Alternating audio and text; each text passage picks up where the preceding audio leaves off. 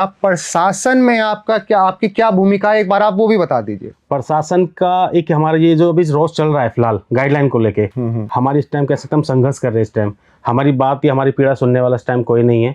आप कह सकते हैं अभी लास्ट 2 साल से हमारे पास गाइडलाइन आ रही है, पहले कोई गाइडलाइन नहीं हुआ करती थी जी। हमारा जो डीजे सेटअप लंबाई चौड़ाई के विषय में भी हम आपको कोई कुछ नहीं कहा जाता था। हम कह सकते हैं कंखल से अपनी साउंड बांध के लाया करते थे डीजे सेटअप, और वहीं से विशाल कावड़ लेके आया करते थे।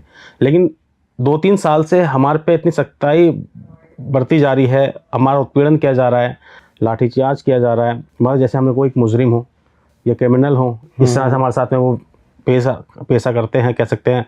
लास्ट ईयर तो उन्होंने इस तरह से हमारे साथ व्यवहार किया, हमें उत्तराखंड से यूपी बॉर्डर के लिए खदेड़ दिया गया, जैसे हम उनके दुश्मन हैं यूपी वाले उत्तराखंड वालों के लिए। उन्होंने हमारा साथ मतलब पहले एक मंडी में एकत्रित किया, हम सब डीजे वालों को यहाँ पे अपना सेटअप बांधो, रोड पे जाम नहीं लगना चाहिए, कुछ भी इस तरह की सारी वार्ता करी।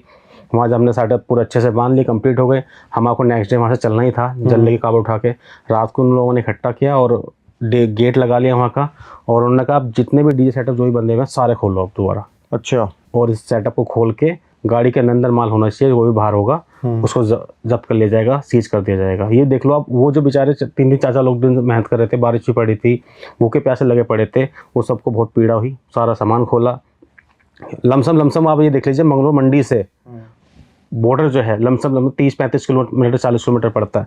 वो यात्रा उन्होंने पूरी रात बारिश में निकाली, वो पूरे दिन, उस दिन रात बारिश थी, उनको चौकी टू चौकी डिवाइड कर दिया जा रहा था कि इनको यूपी बॉर्डर से पहले कहीं पे भी रुकने मत देना। हेमंत भाई, अभी आपने जिक्र किया कि उनका एक्स्ट्रा माल उतरवा दिया गया, यानी एक्स्ट्रा साउंड सिस्टम उतरवा दिया गया पूरा। तो उसके बाद जो साउंड सिस्टम बचा, उसकी अगर हम पैमाइश माने तो वो क्या, एक आप कैसे बता सकते हैं? आप कह सकते हैं गाइडलाइन के अगर हिसाब से देखा जाए तो उसकी 8 फुट चौड़ाई, 8 फुट चौड़ाई और 10 फुट हाइट, ठीक है, बस यही रह गई। कहाँ हमारे सेटअप लगा करते थे 20 फुट 18 फुट लंबे चौड़े लगते थे, और उससे ही प्रभावित होते थे श्रद्धालु भी और कावड़िया भी, झूमते थे, नाचते थे, उठते थे, हमारे डीजे के म्यूजिक के साथ में चला करते थे। सब लोग बहुत खुश होते थे, प्रभावित होते थे। वो खुद ही हमारा ऐसा होता था, काफी श्रद्धालु तो ऐसे भी हुआ करते थे।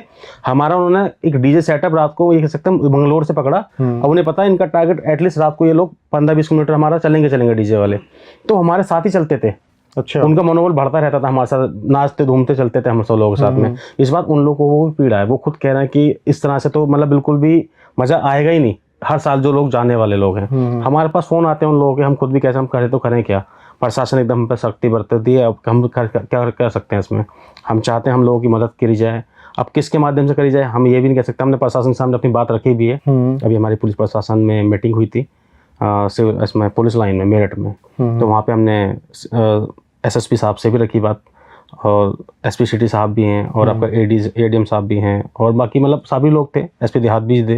हमने सबसे अपनी बात रखी कि जी हम आपको कहीं ना कहीं हमारी पीड़ा समझिए। हमारी बुकिंग जो होती है हर साल, वो बुकिंग भी इस बार सारी कैंसिल हो गई। आप देखिए कहाँ 40-50 कावड़े जाया करती थी, हाँ बड़ी कावड़ जाती थी, इस बार मुश्किल 7-8 कावड़ हैं, गाइडलाइन की वजह से।